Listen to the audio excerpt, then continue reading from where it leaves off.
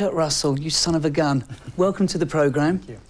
What do you think of the pad? I had the cleaners in last night.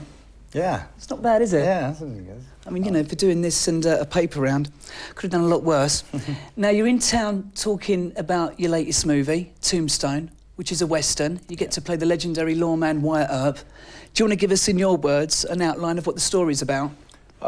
It's basically the first time Hollywood has taken a look at the reality of Tombstone, the way the town really was, what was occurring at that time, and all those characters that have been done so many times, Wyatt Earp, Doc Holliday. Tombstone was a fascinating picture. Every picture's tough to make, seems like. Every picture sort of has its impossible moments. This one had thousands of them. Thousands of impossible moments. It was at least 50 times when the movie was done, finished, caved in. And they always had a joke about Tombstone. It's become known as the town that was too tough to die. And we used to kiddingly, halfway through the movie, said Tombstone, the movie that's too tough to die.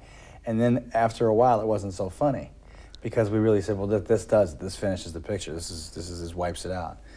And then I'd have to talk to somebody or go figure out a way to get more money and it was one of those pictures. And it became the movie that was too tough to die. And there were lots of people who would love to have seen it die right from the start.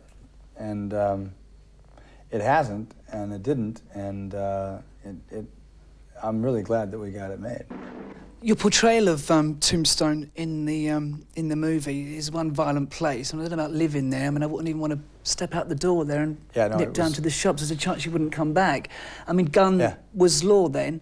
Mm-hmm. I mean, it still is to a certain extent in a lot of America. Is that fair to say? Completely. One of the reasons that I think Tombstone is relatable as a movie is because I do think that Tombstone is perhaps of all towns, the quintessential American town. I mean, I think that if I was to pick any town and say, well, what town would represent America? To me, it would be Tombstone, 1880. Doc Holliday showed up with $40,000 cash on him. That's the equivalent of about $750,000 today. So he rolled into town with $750,000 and said, hey, here I am, let's play some cards. Curly Bill Brocious, the guy that Wyatt Earp killed, who was on the Cowboys side, died with $28,000 cash on him.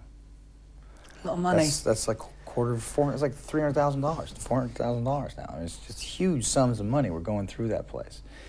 And anytime you have huge sums of money, you're going to have people who want it, who are going to go for it.